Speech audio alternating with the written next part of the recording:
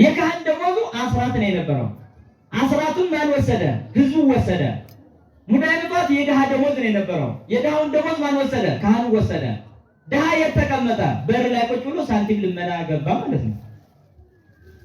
ገብቶ ማስቀደስ የነበረበት እኮ ነው። ድሃ ነፍስ አለው እኮ መጸለይ ነበረበት። አብሮ ቅዳሴው መሃል መቁረብ አለበት። ይሄን ትቶ ሳንቲም ለመለመን ይኸው ነዳያንን ሳይቀር በዚህ ዓለም በዛ ዓለም እንዲጎዱ አደረግናቸው።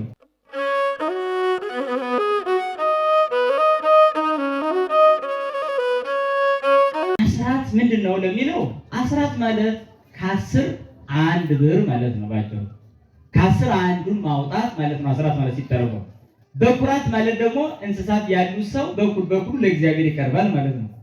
ቀዳሚያት ማለት ደግሞ እህል አዝመራ ያለው ሰው መጀመሪያ የደረሰው ለእግዚአብሔር ይሰፈራል ማለት ነው። አያችሁ፣ አስራት የገንዘብ ነው።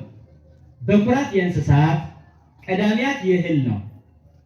ስለዚህ አስራት ማለት ከ10 1 ማውጣት።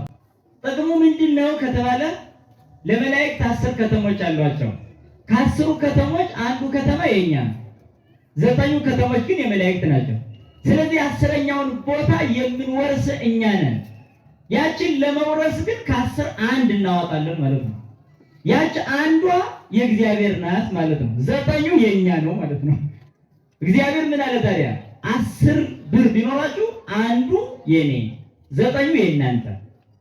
አሁን በደንብ ተረዱኝ ትርጉሙ ማለት ነው። ታዲያ ይሄን ማውጣት ደግሞ ያችን ከተማ ለኛ የሚሰጠን እሱ ባለን ትእዛዝ ስንጓዝ ነው። ይሄ አስራት ከብሉይ ኪዳን ከዘመን አበው ጀምሮ ሲደረግ የመጣ ነው። ኦሪት ዘፍጥረት ምዕራፍ 14 ቁጥር 20 ላይ አብርሃምም ከሁሉም አስራት ሰጠው ይላል ለመልከጼዴቅ። በዘመኑ መልከጼዴቅ ካህን ነው፣ አብርሃም ምዕመን ነው። ምዕመኑ አብርሃም ለካህኑ ለመልከጼዴቅ ከ10 1 እንዳወጣ ይናገራል ማለት ነው። ከዛ ጀምሮ ለሌዋውያን ለካህናት አስራት እየተሰጣቸው በኩራት ቀዳሚያት እየተሰጠ ህዝቡ ለእግዚአብሔር እየሰጠ ማለት ነው። የእግዚአብሔር አገልጋዮች ደግሞ ካህናት ናቸው። መቼስ ያወጣናት ብር ወደ ሰማይ ትሄዳለች ማለት አይደለም። ለእግዚአብሔር የሚያስፈልግ ሆኖ አይደለም። ነገር ግን እግዚአብሔርን የሚያገለግሉ ካህናት ደሞዛቸው ያንቺ ትሆናለች ማለት ነው። ይሄ ነው አስራት ማለት። ታዲያ አስራት የማውጣት ደግሞ ለዘላለም ሕይወትና ለመንግስተ ሰማያት ርስትነት የሚያበቃ ሲሆን አለማውጣት ጉዳቱ ምንድነው ከተባለ አንደኛ ለሀብታችን በረከት የለውም። ሁለተኛ የምንበላው አያጠግበን፣ የምንጠጣው አያረካ፣ የምንለብሰው አይሞቀን፣ ኑሯችንም አያስደስተን። ለምን? ሰርቀናልና ነው። ስለዚህ ጉዳት አለው። ሌባ ጉዳት አለው። ሌባ መጎዳቱ የማይቀር ጉዳይ ነው። ለምሳሌ አንዱ ብር የእግዚአብሔር ከሆነ እሱን አለመስጠት መስረቅ ነው። ሌላ ነገር የለም። ሌባ መች ደስተኛ ሆኖ ያውቃል? ለዛ እኮ ነው በቤታችን ደስታ የምናጣው። ትዳር ስንይዝ ደስተኛ የምንሆን ይመስለናል። እንገባና እናዝናለን። መልሰን ስንወልድ የምንደሰት ይመስለናል። እንወልድና እናዝናለን። አሁንም ሀብት ሲኖረን የምንደሰት ይመስለናል። ሲኖረን አሁንም እናዝናለን። ለምን ከተባለ ሌቦች ስለሆነ። ሌባ መደሰት አይችልም። ብዙ ገንዘብ ይሰርቃል፣ ግን ልቡ ግን መንቀጥቀጡ አይቀርም። አሁን ከአሁን ተጋለጥኩ እያለ ማለት ነው። ህሊና ይወቅሰዋል ማለት ነው።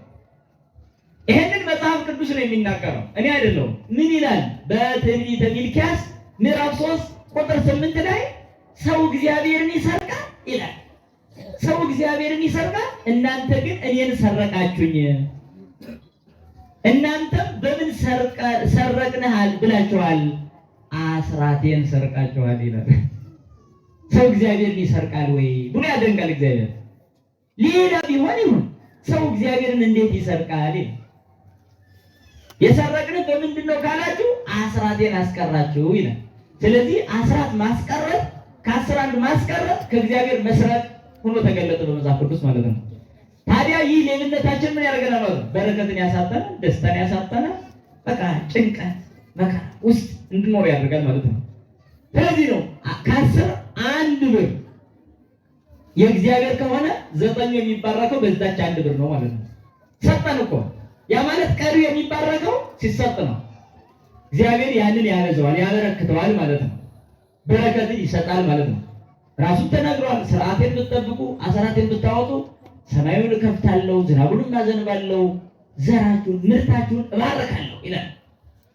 ይህንን የሚነግረን ይህ በመቅረቱ ምንም ተጎጂ ነው ማለት ነው። ጥቅሙ ከፍ ያለ እንደመሆኑ መጠን ባናደርግ ደግሞ ጉዳቱም ከፍ ያለ ነው። ይሄ ነው ያለው። ታዲያ የአስራት አለማውጣት እንደ ቤተክርስቲያንስ ምን ጎዳት ከተባለ ስርዓት አልባ አደረጋት። ስርዓት አልባ ነው ያደረጋት። አንደኛ ችግሩ የሁለቱም ነው። የቤተ ክርስቲያን አካላት ወይም መምህራን፣ ካህናት፣ ከዛ ደግሞ ምዕመናን የሁለታችንም ችግር ነው። ከዚህ የተነሳ ቤተ ክርስቲያን ስርዓት አልባ ሆነች። ሰማያዊት ሕግ ገንዘቧ የሆነችላት ቤተ ክርስቲያን የእግዚአብሔር ቤተ መቅደስ ብለን የምንጠራት በዚህ ዓለም ከሚደረጉ ነውሮች በላይ ነውር ፈጻሚ እስክትሆን ድረስ አደረስናት። ይገርማችሁ ማለት ከምን የተነሳ አስራት ካለማውጣትና ካለማስዋጣት የተነሳ ነው። ካህናቱ ባለማስወጣት፣ ምዕመናኑ ባለማውጣት ለምን ተጋለጠች ቤተ ክርስቲያን? አንደኛ ለልመና ተጋለጠች። መለመን በጭራሽ ለቤተ ክርስቲያን ነውር ነው እንዴ! አሁን እኮ ስዕል አስቀምጣ ቅዱስ ስዕል እኮ ቅዱሳት ስዕላት ለጸሎት ለስግደት የምንጠቀምባችን አምልኮታችን የምንፈጽምባቸውን ስዕላትን ለሳንቲም ልመና ማዋል ጀመር ነው። ከዚህ በላይ ውርደት አለ? ቃለ ዓዋዲ አውጥተን እግዚኦ መሐረነ ብለን ምህረት የምንጠይቅበትን ቃለ ዓዋዲ ለሳንቲም መለመኛ። ይሄን አላያችሁ? እንዲህ አይነት የለም። ይሄ ነው ለነውር ተጋለጠች ቤተክርስቲያን ነው ለነውር። እስኪ ቤተክርስቲያን እየለመነች እኛ ደግሞ ሳንቲም እያወረወርን የምንሄድ ሆነ ማለት ነው። ያቺ ሳንቲም ተጠራቅማ ሙዳየ ምጽዋት ሞልታ የካህን ደሞዝ ስርዓት አልባ ማለት ይሄ ነው። የካህን ደሞዙ አስራት ነው የነበረው። አስራቱን ማን ወሰደ? ህዝቡ ወሰደ። ሙዳየ ምጽዋት የድሃ ደሞዝ ነው የነበረው። የድሃውን ደሞዝ ማን ወሰደ? ካህኑ ወሰደ።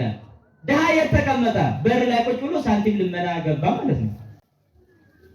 ገብቶ ማስቀደስ የነበረበት እኮ ነው። ድሃ ነፍስ አለው እኮ መጸለይ ነበረበት። አብሮ ቅዳሴው መሃል መቁረብ አለበት። ይሄን ትቶ ሳንቲም ለመለመን ይኸው ነዳያንን ሳይቀር በዚህ ማለት በዛ ማለት እንዲጎዱ አደረግናቸው። ቸንች እየለመኑ ያንን እያጠራቀሙ ባንክ ሞልተው ወይ ሳይለብሱበት ወይ ሳይበሉበት ይኸው የገንዘብ ጣዖት አካውንታቸው ሞልተው ግን አሁን የሚለምኑ ድሆችን ፈጥረን ይኸው እንዲኮነኑ አደረግና እነዚህንም ማነህ ሚል ካህን የለም። ስርዓት አልባ ሆን ማለት ያ አየህ። ስለዚህ ሙዳየ ምጽዋት ትሩፋት ነው። ቀጥታ ምዕመናን ይመጣሉ፣ ሙዳየ ምጽዋት ያስገባሉ። ሰበከ ጉባኤ ይቆጥርና በአካባቢ ላሉ አይኑን ለፈረጠ እጅግሩን ለተቆረጠ ይሰጣል። ደሞዛቸው ነው። ግን በር መቀመጥ አይፈቀድ ነው ማለት ምን ሊሆን ገብቶ ያስቀድስ። ምግቡ ግን ይኸው ሙዳየ ምጽዋት አለ ይሰጠው። እንዲህ ነው የነበረ። ግን አሁን ሙዳየ ምጽዋት የካህን ደሞዝ ነው።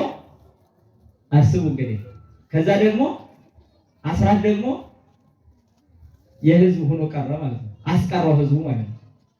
ለምሳሌ ከ10 ብር አንድ ሊያወጣ ነበር። 100 ብር ቢኖረው 10 ብር ያወጣል።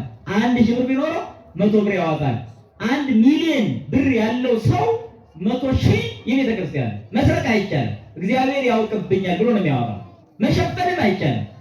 ይሄው ያሰበ ሰው ያደርገዋል። ልንገራችሁ፣ ያሰቡ ሰዎች እያደረጉ ይገኛሉ። አሁን በእኛ አካባቢ በቃ ያደርጋሉ። ለምንድን ነው ፐርሰንት የምትሉ? አስራታችን ይኸው ብሎ የሚያወጡ ሰዎች እየተፈጠሩ ነው። ለምን? በረከቱን አወቋ። በመስጠታቸው ሰላሙን፣ ፍቅሩን፣ በረከቱን አገኙ።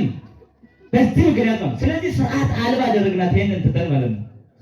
ሁለተኛ ለጨረታ አጋለጥናት ቤተክርስቲያን። ልመና ብቻ አይደለም፣ ለማኝ መሆኗ ብቻ መሰለህ። ይገርማችኋል። ጨረታ አሁን እዚህ ላይ ኖር ይችላል። በብዛት አብያተ ክርስቲያናት ላይ ግን ጨረታ ይታያል። አውደ ምሕረት ላይ 1 2 3 ያዘው በለው ምናምን። ይሄ በጣም ዘመናዊ ሌብነት። ይሄን እንግዲህ መስቀል የጨበጠ ካህን ሲያስገደው ስታዩ ያሳፍራል። ነውር ማለት ነው። ለነውር ተጋለጠች። ጨረታ የቤተክርስቲያን ስርዓት ነው። እንግዲህ በውዳሴ ከንቱ እየሞቀ ሰው አሸናፊ ማን አሸነፈ? በለው ያዘው እንዲህ አይነት ነውር ስጋ መለኮት በሚቀርብባት ቤተክርስቲያን ላይ እኮ መቅሰፍት ያመጣል። እኛ ለምንድን ነው ቀላል ነው የሚመስል? ኧረ አይደለም፣ ሌብነት ነው። አስራት አውጣ ብላ ታስተምረው።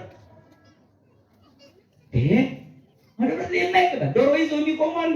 በግ ይዘው ጎመን ይዘው በለው ያዘው በለው አውጣ፣ ሴቶች ያሸንፉ፣ ወንዶች ያሸንፉ፣ ኳስ ጨዋታ ማለት ነው። ይህ ያሳዝናል መሰለኝ። በዚህ ጭምልቅልቅ ባለቤት ውስጥ እንድትገባ አደረጋት ቤተክርስቲያን። አስራት አለማውጣት። አስራት ያወጣል ህዝቡ። ነገር ሲያመጣ ካህንም ከሆነ አቁሙ፣ ለምንድን ነው ስርዓት አይደለም ማለት ይችላል። ሳያወጣ ግን መጠየቅ አይችልም። ለምን የሆነ ካህናት ምንሰጠው አጣን ካሉ መልስ የላችሁም ነው እንዲያ እሺ በሉ ማለት ይመጣል ማለት ነው። ካወጣችሁ ግን መጠየቅ ይቻላል። ስርዓት አይደለም ማለት ይቻላል። ሳናወጣ ግን መጠየቅ አይቻልም። ተመልከቱ፣ ለሕፃናት ተጋለጠች። ሌላ በጣም የማይታሰብ ከባዱ ደግሞ የገቢ ማስገኛዎች ላይ ተጠምዳ ምዕመናን ነፍሳቸውን እንዳትድን የሚያደርግ ሁኔታ ውስጥ እንድትገባ አድርጓታል። ገቢ ማስገኛን እየነቀፍኩ አይደለም። በትክክል አድርገን ካየን ግን ይሄም ራሱ ቤተክርስቲያን ይበድላታል። ለምን? ለምሳሌ በገቢ ማስገኛ ምክንያት ሀብታም ከሆነች ቤተክርስቲያን የምዕመናን አስራትም እንዳይወጣ ትዘጋለች። ከዛ በኋላ ማን ይቁራ፣ ማን ሳይግባ፣ ማን ይምጣ፣ ማን ያስቀድስ አያገባትም። ለምን? የገቢ ማስገኛዎቿ ምዕመናን ነበሩ አስራት ሲያወጡ። እሷ ደግሞ የእነሱን ነፍስ መጠበቅ ነበር ስራዋ። ይሄ ሁሉ ሊተዋጎል ይችላል። አያችሁ፣ ልማት ራሱ ማለት ለቤተ ክርስቲያን ሲሆን ጫና ሊመጣ እንደሚችል ሁሉ አርቆ ማሰብ በጣም አስፈላጊ ነው። ይሄ ራሱ ማለት ለምሳሌ በቢዝነስ ያደገች ቤተ ክርስቲያን ለካህናቶቿ የምትከፍለው ካገኛት የቀረ ቢቀር ላይ መስላት ይችላል ማለት ነው። ስለዚህ ዋና ዓላማዋ ሰውን ማዳን ነው። የሚድኑ ሰዎች ይቀራሉ። ገንዘቡን ይዛ ግን ስታስቀድስ ትኖራለች። ካህናቱ ደግሞ የሚቆርቡ ሳይኖር ሲቀድሱ መኖር ይሆናል ማለት ነው። ይሄ ታዲያ ምን ትርፍ ነው ታዲያ? ገንዘብ ማግኘቷ ለምን ጠቀማል? ገንዘብ እንድታገኝ ይፈለገው እኮ ይኸው ትምህርት ቤቶች ኖሮ የልጆቿን አይምሮ እንድትጠብቅ ነው። እቅበት አይምሮ እንዲሰራ ነው። ሌላ ምንም የለው። ስለዚህ ይሄ ሁሉ ይተጓጎላል። ለዛ ነው አስራት ማውጣት የምንለው። ታዲያ ቀጣይ ምን እናድርግ ከተባለ ይኸው አሁን በሰማችሁት መጀመር ነው። ሌላ ምን አለ? መጀመር ይቻላል። ብዙ ወጣቶች አላችሁ። ስለዚህ እኔ ከዚህ በኋላ ከ10 ብር አንዷ የእግዚአብሔር ናት፣ በኪሴ ላይ በአካውንቴ ላይ ያለችዋን እግዚአብሔር ያውቃል ብሎ መነሳት ይቻላል። ከዚህ ደብር መጀመር ይቻላል። እርግጠኛ ሁኜ ይሄ ደብር ቢጀምር ሌላው በሙሉ ይቀናል። እንዴት ያደርጋል ከተባለ የካህናቱ ድርሻ እንደው አልወጣ በሚል ነው እንጂ ለምሳሌ ልጆች አሉት አላልካ ልጆች ያውጡ በቃ አለ በስርዓት መጓዝ አለባችሁ ብሎ ከያዘ ግን አስራት አወጣችሁ ማለት ግን ማስቆርቡ ከሆነ ግን አይሆንም። መስጠት ብቻውን በቂ አይደለም። መቀበል ያስፈልጋል። ገበያ ሄዶ አሁን ሆቴል ገብቶ ገባ እሺ በላ ይከፍላል። በቃ ይሄ ነው ያለው። ዝም ብሎ ከፍሎ ሳይበላ ይወጣል። እንደዚህ ነው። ቤተክርስቲያን አምጥተን አስራት እናወጣለን፣ ስጋው ደግሞ እንቀበላለን። ይሄ ነው ህይወት የሚሆነው። ይሄ ነው። ስለዚህ በዚህ ትስስር ውስጥ ነው መኖር ያለብን ነው። ቤተክርስቲያናችንን የምንታደገው ወደ ቀደም ስርዓታችን ስንመለስ እንጂ ዝም ብሎ አዲስ በሆነ ሆይሆይታ ልመናና ግርግርታ ቤተክርስቲያን አንታደገም። እርግጠኛው ነው የምነግራችሁ። ሰላም የሚነሳ እንደዛ ነው። ካህን በካህኑ ሰላም የለው፣ ህዝብ በህዝብ ሰላም የለው። በጎጥ በዘረኝነት መከፋፈል መለያየት የሚያመጣው በስርዓት መጓዝ አለመቻላችን ነው።